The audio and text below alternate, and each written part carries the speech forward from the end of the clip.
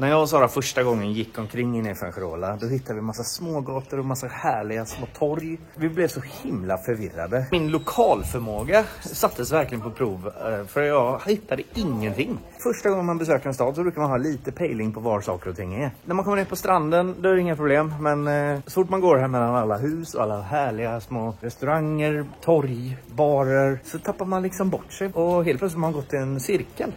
Det har jag nu inga problem med. Men det är fortfarande väldigt härligt att helt plötsligt hitta en helt ny gata som vi aldrig har gått på. Så i den här filmen tänkte jag att jag skulle visa hur man hittade den här stan. Den består egentligen bara en enda lång motorväg som går runt själva stan. Utanför det är det Mishas. Och längs... Det som gör det hela tydligt är att det går en motorväg runt hela Fuengirola och sen går den längs med hela stranden. Den här strandpromenaden kan man gå hela 8 kilometer bara på stranden. Det som man ska ha koll på är 2 vägar.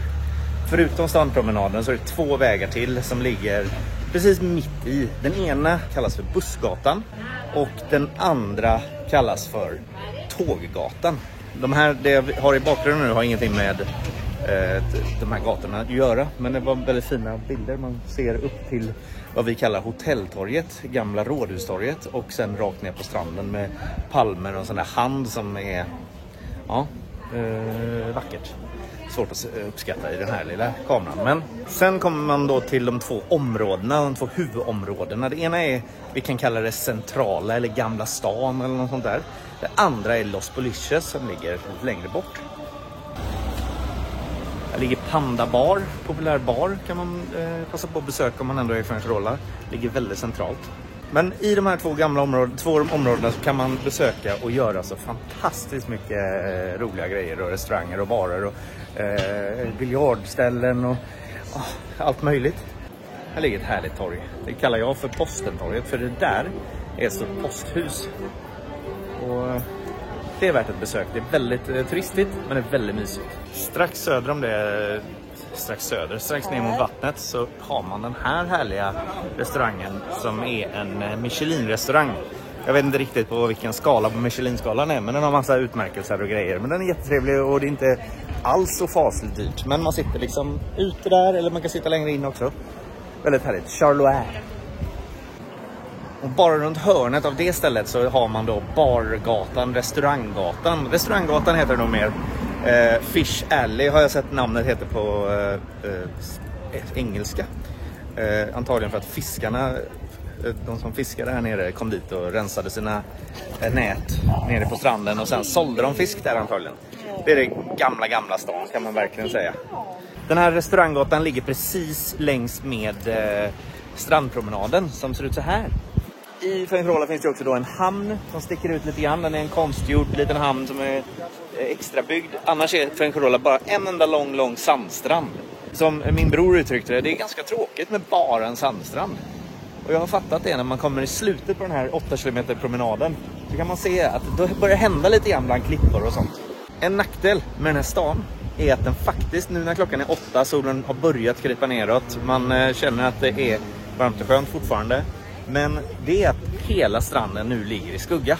Det är lite bättre senare på sommaren. Men det är också skönare då att ge sig ut när det är ut på stan och gå omkring här när det ligger i skugga. Men man kan inte ligga kvar och njuta av när solen går ner. Som på västkusten. När solen går ner i vattnet så. Så det är väl en nackdel med Fuengirola. Hur gör man då om man vill undvika de här turistfällorna? Turism är allt ära, charter är all ära, men ibland kanske man bara vill ha lite äkta spanskt här i stan. Här har de för övrigt rivit ett hus och de har precis fått lite mer sol på den väggarna där och de restaurangerna. Men det jag har hittat är ett knep.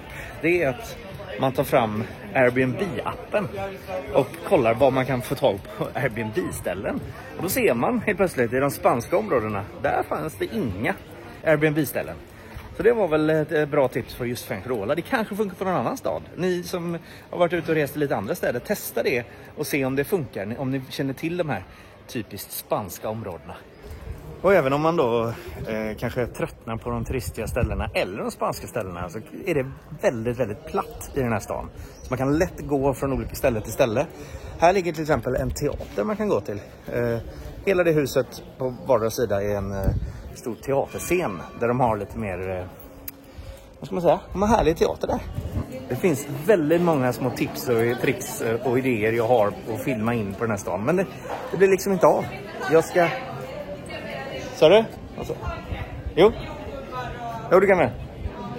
Här har vi precis nu avnjutit en krepp, en efterrättskrepp. Det finns även matkrepp där. Och nu när man gått här då genom den här lilla korridoren, vägen mellan teatern och fram här, då kommer man rätt fram på kyrktorget. Den här stora fina kyrkan ligger där. Ser ni den i bakgrunden här? Det är en väldigt central plats i Fuengirola.